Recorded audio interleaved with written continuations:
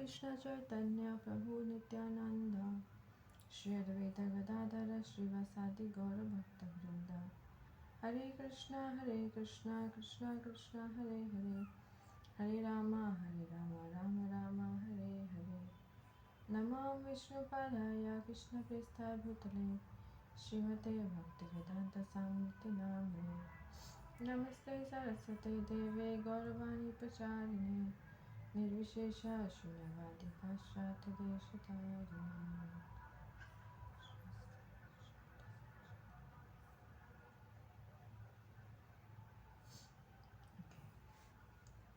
Hare Krishna. So yesterday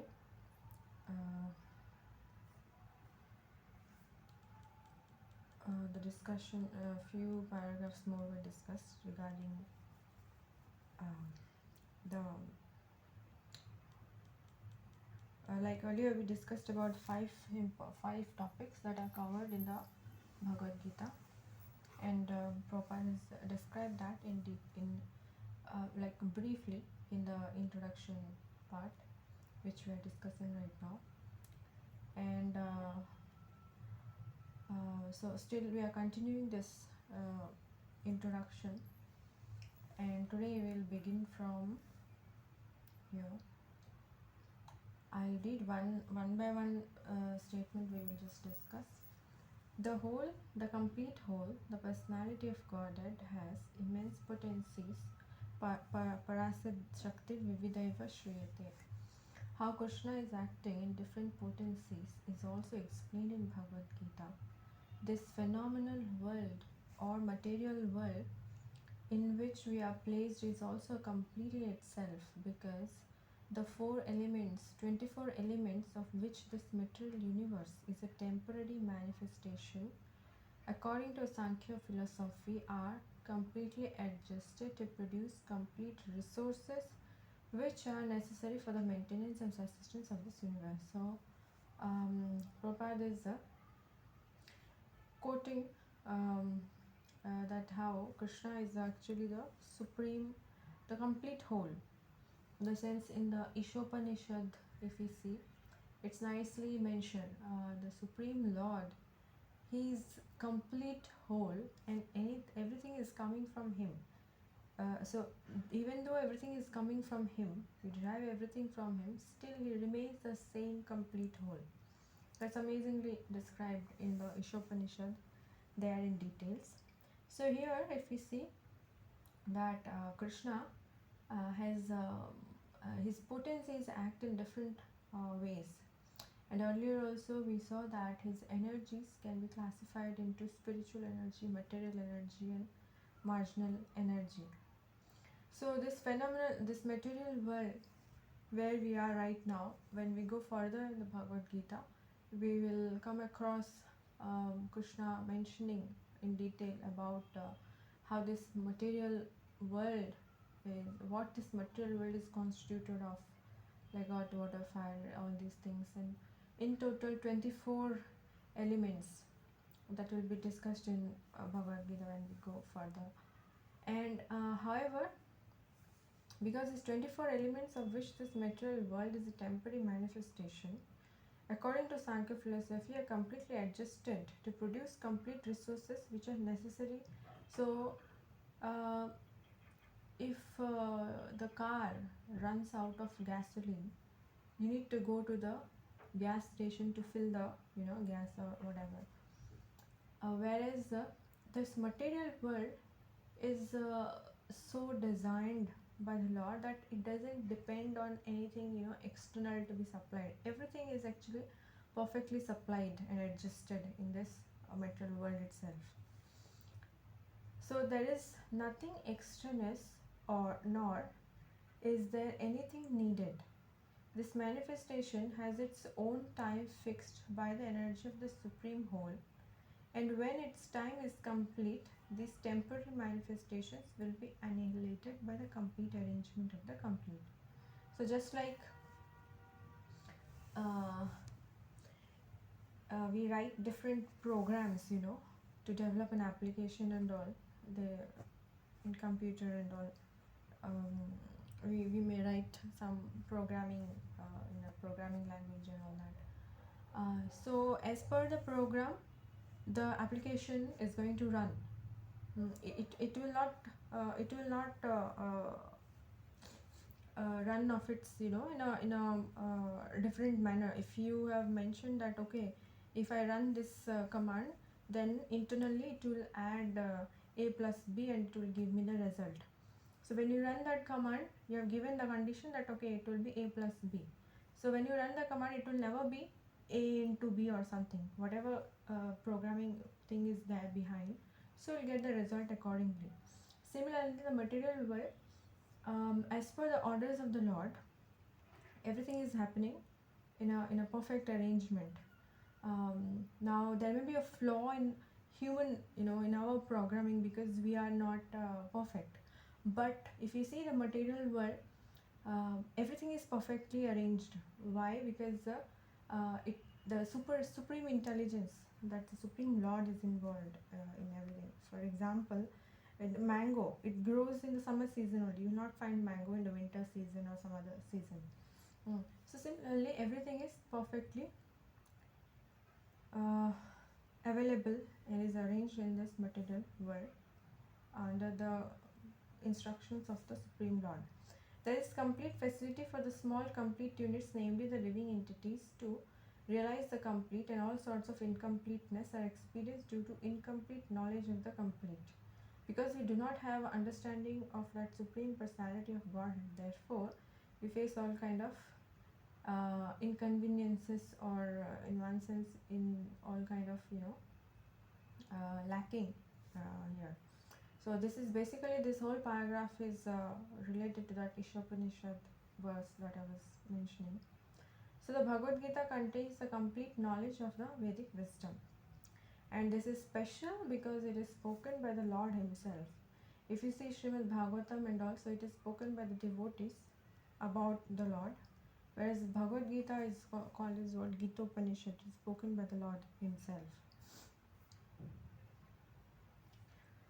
Mataji, would you like to read this two paragraphs?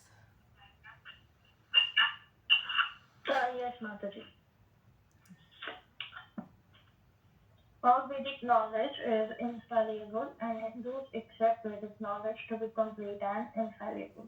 For example, cow dung is the stool of an animal, and according to Smriti or Vedic injunction, if one touches the stool of an animal, he has to take a bath to purify himself. But in the Vedic scriptures, cow dung is considered to be a purifying agent.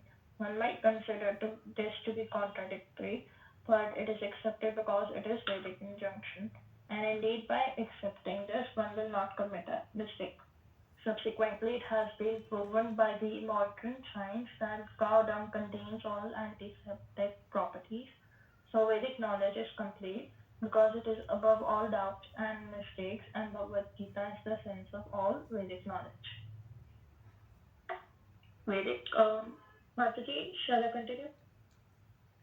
Yes, Mataji, you can continue. Okay. Um, Vedic knowledge is not a question of research. Our research work is imperfect because we are researching things with imperfect senses. We have to accept perfect knowledge, which comes down, as is stated in Bhagavad Gita, by the parampara, disciplic succession. We have to receive knowledge from the proper source in this disciplic succession, beginning with the supreme spiritual master, the Lord Himself, and handed down to a succession of spiritual masters. Arjuna, the student who took lessons from Lord Sri Krishna, accepts everything that he says without contradicting him. One is not allowed to accept one portion of Bhagavad Gita and not another. No, we must accept Bhagavad Gita without interpretation, without deletion, and without our own whimsical participation in the matter. The Gita should be taken as the most perfect presentation of Vedic knowledge. Vedic knowledge is received from transcendental sources, and the first words were spoken by the Lord Himself. The words spoken by the Lord are called apurusha, meaning that they are different from words spoken by a person of the mundane world who is infected with four defects. A mundaner is sure to commit mistakes, is invariably illusion, has the tendency to cheat others, and is limited by imperfect senses. With these four imperfections, one cannot deliver perfect information of all pervading knowledge. Hare Krishna. Thank you so much, Mataji. Hare So, Krishna. Hare Krishna. So,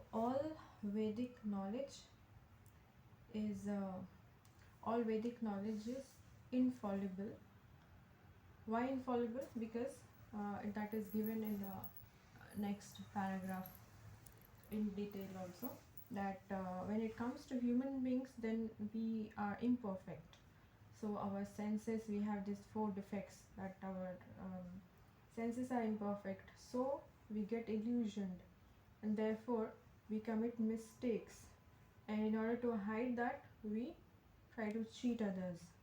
But when it comes to Vedic knowledge, it is given by the Supreme Lord Himself, and therefore it is free from all these defects, because the Supreme Lord is free from these defects. And Hindus accept Vedic knowledge to be complete and infallible. As nice example given that now if one touches the stool of some animal, or even if we go to the washroom, then we take a bath before. That's a Vaishnava etiquette. That when we use a washroom, um, toilet, then we take a bath um, um, before coming out. So if we see specifically the stool of cow, that's a cow dung. Cow dung is considered to be auspicious, and practically in any auspicious activities, cow dung is used for as a for purification. So one may think that even before coming to Krishna consciousness, even we might have these tendencies that okay, this is all superstitious things and all. But now we can understand that what is given in the Vedic scriptures, that is infallible. It is not questionable at all. So one might consider this to be contradictory, because a stool is considered to be inauspicious and all, whereas the cow dung is considered to be auspicious. So it seems contradictory, but it is accepted because it's Vedic injunction. And indeed, by accepting this, one will not commit a mistake. Subsequently, it has been proved by modern science. Now, when it comes to present modern science and all these things, it is it's found that cow dung contains antiseptic properties. So it is considered to be different from stool of other animals and all. So Vedic knowledge is complete because it is above all doubts and mistakes. And Bhagavad Gita is the essence of all this Vedic knowledge. So it's not that we can research everything, just like nowadays. People say, okay, you speak about spirituality, soul, and all, but can you prove it? Is it scientifically provable? So this is 21st century. Modern science has advanced so much. So if science doesn't accept it, then it's all a myth, or it's all superstitious things and all. But if you see, we cannot actually research. Though we cannot actually, if you see, if it comes to air also, we cannot see air, but we know that it is there. That's how we are living. But we cannot see. I cannot expect. We can feel it. But if somebody says, "Can you show me air?" So we cannot see air. So everything when it comes to Vedic scripture, Vedic knowledge, we cannot research everything in our labs. So our research work is imperfect because we are researching things with imperfect senses. That is obvious. If with my eyes I cannot see what is there beyond this wall. If I'm sitting in a room, I cannot see what is there beyond this wall, what's happening beyond this wall, or outside on the road, or something is happening, but I do not know what is happening. So which shows that okay, my eyes are imperfect, I cannot see. So those, with those imperfect eyes, with those imperfect, similarly other senses are also imperfect. So with those imperfect senses, scientist or anyone may create this some certain kind of instruments and all. But because the senses are imperfect and our knowledge is imperfect, whatever we uh, derive or whatever we create or whatever we do with those imperfect senses and imperfect knowledge is also going to be imperfect. So even if with the help of telescope, for example, one may try to see, different activities on the higher sky and all that. But because my senses are imperfect, what I am seeing in the to the telescope, I may guess that okay, this is XYZ, but it is not. There is no surety. There is no guarantee that my guess is correct. So practically, if we see that everything cannot be researched, specifically when it comes to Vedic knowledge and the existence of the soul, one cannot research. Hmm. We have to accept perfect knowledge which comes down as it is stated in Bhagavad Gita by the parampara disciplic succession. We have to receive knowledge from the proper source in disciplic succession. It's like, a small child doesn't know anything and is very curious to know, different new things. So a small child will ask his father that, oh my dear father, what is this? So the father will say this is table. Then he'll ask, what is this, what is that? Father will say this is table, this is chair, this is pencil, this is. So the now some guest comes to home, and they ask the child, oh my dear child, what is this thing? He says, this is table. How do you know? Because my father has told me. So the small child doesn't know what does table mean, but because he has got the knowledge that okay, this is table. He has got that knowledge from a authority, from a higher authority, that is his own father. So he just accepts it, and uh, I mean that makes it perfect knowledge. Similarly, when we accept the Vedic knowledge in disciplic succession, we accept it. We may or may not understand. We can try to get clarification and all, but we should accept that. Hmm. So then our knowledge is perfect. So one has to understand this spiritual or Krishna consciousness from disciplic succession, from the acharyas coming in disciplic succession. Beginning with the supreme spiritual master, the Lord himself, and handed down to a succession of spiritual masters. Arjuna, the student who took lessons from Lord Shri Krishna, accepts everything that he says without contradicting him. Towards the 10th chapter and all, some around that, Arjuna mentions that yes, I accept what you say. And at the end of the chapter also, Krishna asks Arjuna, okay, now I've given you all the knowledge, now you decide what you want to do. Then Arjuna decided, yes, I will do, all my illusion, everything is gone, and I will do what pleases you or what you desire. He says to Krishna. So Arjuna, the student who took lessons from Gita, accepts everything that he says without contradicting him. One is not allowed to accept a portion of Bhagavad Gita and not another. No, we must accept Bhagavad Gita without interpretation, without deletion, without any our whimsical participation in the matter. The Gita should be taken as the most perfect presentation of Vedic knowledge. Vedic knowledge is received from transcendental sources. The first words were spoken by the Lord himself. The words spoken by the Lord are called aparushaya, meaning that they are different from the words spoken by the person of the mundane world, which we discussed in the last paragraph. We related it to these points that living entities or human beings have these defects, whereas the Supreme Lord is beyond these defects. He has no defects, he's all perfect. So, whatever he says, whatever knowledge is given, it's all perfect. So, the Vedic scriptures also coming from the Lord, so it's all perfect. Now, there's one thing mentioned here that one is not allowed to accept one portion of Bhagavad Gita and not another. In this relation, there is there's a story of Adha Kukuti Nyaya, it is said. What is that? There was a farmer, like they have, who had a hen.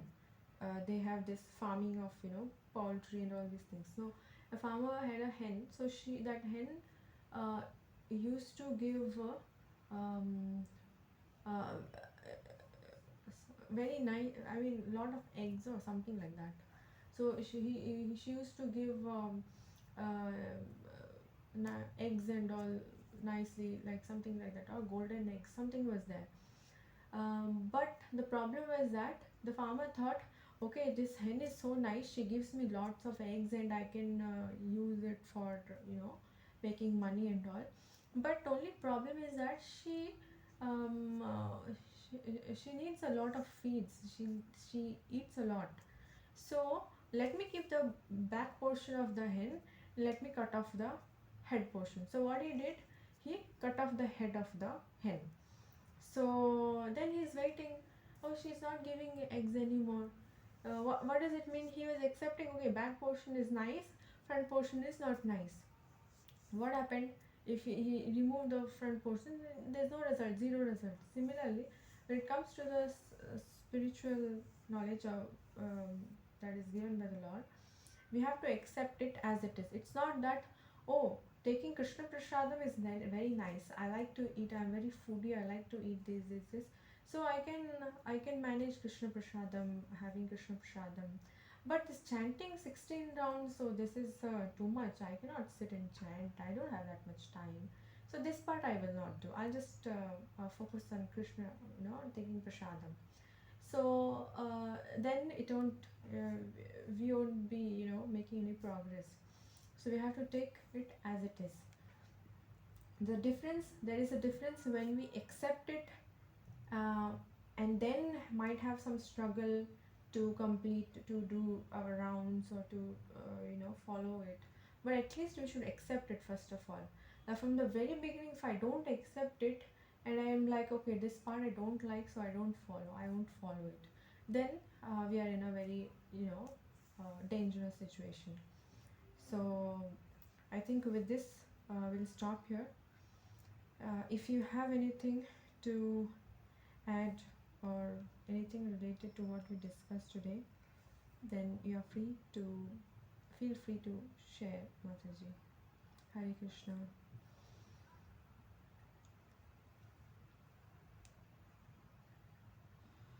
Mataji, I have a doubt. Yes, Mataji. Mataji, the living entities are the perfect. Well, like people say like no one is perfect. So is the living entity perfect because they are part of Krishna and Krishna is perfect? Okay, perfect in the sense, because as we saw, living entities, we have four defects. Now there are different living entities. Let's consider the topmost of all of them, that's the human species. So the human beings have four defects. Now we don't need like if you see our bodily mechanism, it's so perfectly arranged. One can inhale, then one there is a digestive system to digest the food when we take, there's excretory system. So everything in the body is like complete. It's like in that sense, we are all complete part of that complete whole. You understand? Like I don't need any external help to digest my food, or to breathe or something. Once I breathe, so whatever mechanism is happening inside my body, that's all completely arranged, perfectly arranged by the Lord. So in that sense, we are all, every living entity is a complete, uh, is complete in oneself, I mean, in one sense. Now when it comes to um, material senses, knowledge, acquiring of knowledge and all these things, then we are having these defects. Why? Because if we try to understand things with our own senses, which is these material senses, these are temporary. So with these material senses and material mind and intelligence, then it's always going to be imperfect. But when we come to Krishna consciousness, or we accept the knowledge from the higher authorities, now I cannot see that I'm a soul. You cannot see you are a soul. But we are accepting that Krishna has mentioned the Bhagavad Gita and it's coming in reciprocal succession to us via Srila Prabhupada and his disciples and all from in these books also that okay, we are actually spiritual beings, we are not this material body. What we stand in front of mirror, we see okay, two hands, two legs, and my face is like this and like this, like this, but actually I'm not that particular body. I'm a spiritual being, I'm a spirit soul, but I cannot see that, I cannot see myself practically. So, but to accept that knowledge, then our knowledge is perfect. Otherwise, if I try to accept or try to understand things with my own senses and mind intelligence, then it's always going to be imperfect. So this is regarding um, one section, and the other part which we discussed was we are all individually complete portions of that complete whole. In what sense? That everything in my body is very that mechanism in my body is so perfectly arranged that I don't need any external help to digest my food or to um, you know all these systems that's there in the body. So in that sense, every living entity is a complete in itself. So from two perspectives I mentioned. Did it relate to your question, Mataji?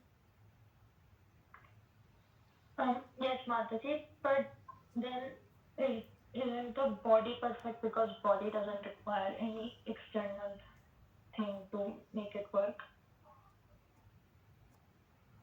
Or is the soul perfect?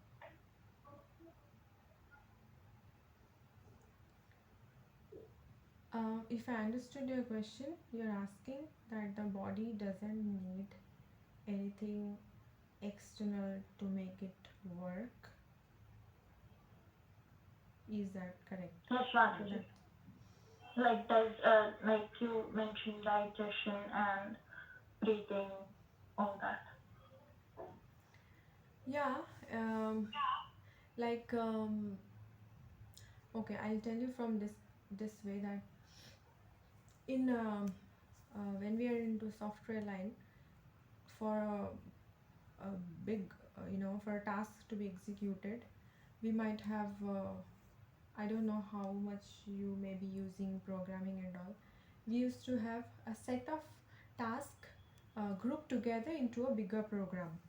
Okay, so in that whole programming, whatever program is being written, in that there are a set of tasks. In one task, maybe the application is opening. In another task, a particular thing is being displayed when the application opens. In another task, something else is happening.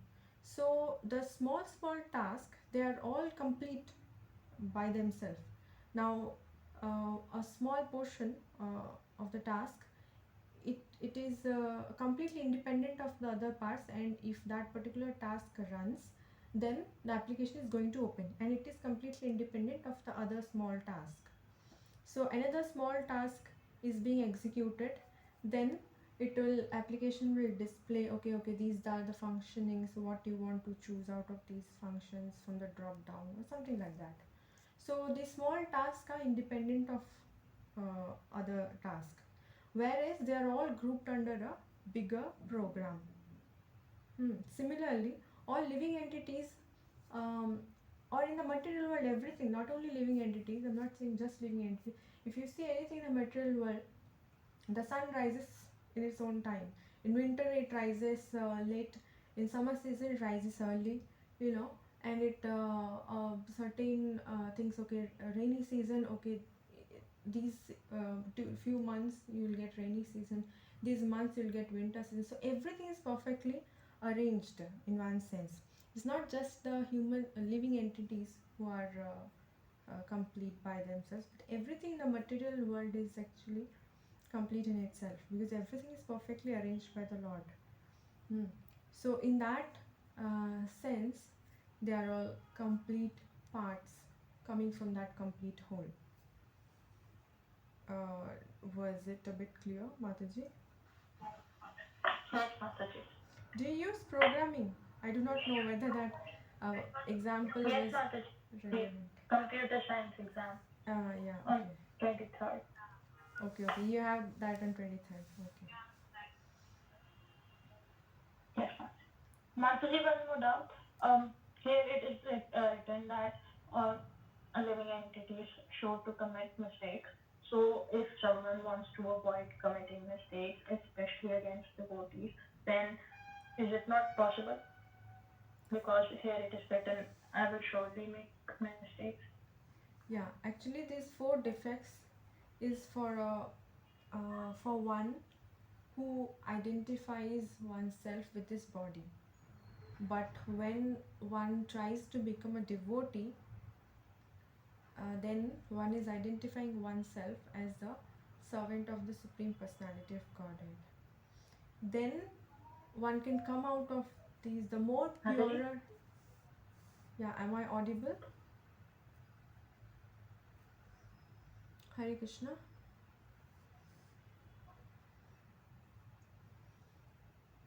Hare Krishna, am I audible to you?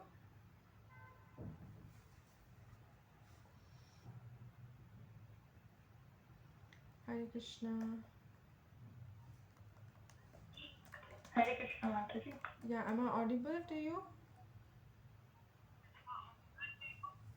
Yes, Mataji, now you're on. Okay. So I was mentioning that these four defects, actually, when we identify ourselves with this material body, then we have all these four defects.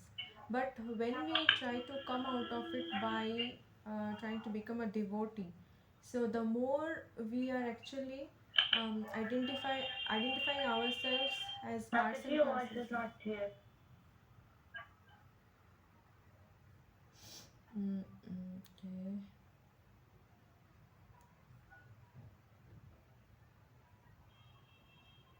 Hare Krishna, is it better now? Yes, Mataji. Okay, I'll just mute once.